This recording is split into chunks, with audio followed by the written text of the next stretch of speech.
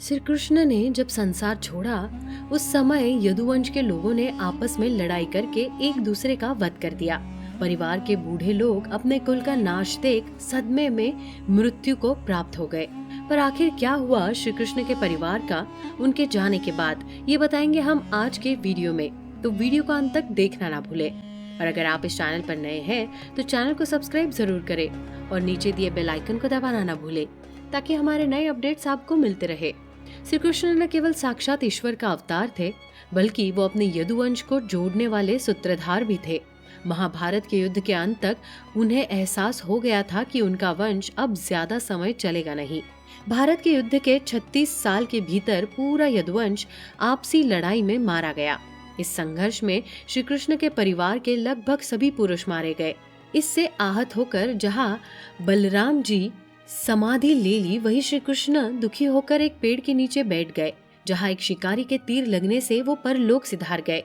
जब अर्जुन को श्री कृष्ण की मृत्यु की सूचना मिली तो उन्होंने श्री कृष्ण के परिवार की औरतों को हस्तिनापुर लाने का निश्चय किया। पर इस समय तक अर्जुन बूढ़े हो गए थे।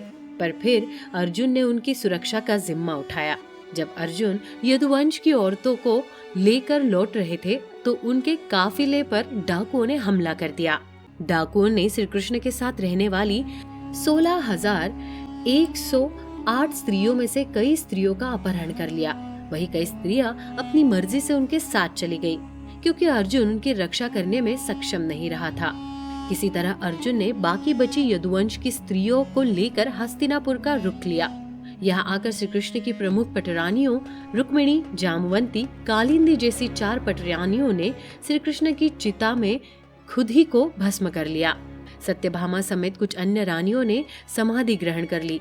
श्री कृष्ण के बेटों और पोतों की पत्नियों ने भी सती कर लिया और बलराम की पत्नी रोहिणी भी अपने पति के शरीर के साथ भस्म हो गई।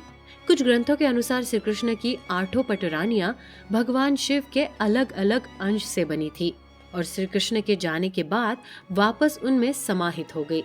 एक और विचार के अनुसार श्री कृष्ण के साथ की 16,108 रानियां कृष्ण की बांसुरी से निकली अलग अलग राग रागिनियां थी, जो कृष्ण के जाने के बाद वापस कृष्ण की बांसुरी में समाहित हो जाती थी। कुछ और कहानियां के अनुसार श्री कृष्ण की बची हुई रानियां और यदुवंश की और स्त्रियां वृंदावन चली गई थी, जहां वो यहाँ की गोपियों के साथ रही थी जब तक उनकी मृत्यु नहीं हो गई। कहा जाता है कि यदुवंश में श्री कृष्ण के पोते अनिरुद्ध की पत्नी उषा बची रही, जिसने वज्रभामा नाम के बेटे को जन्म दिया।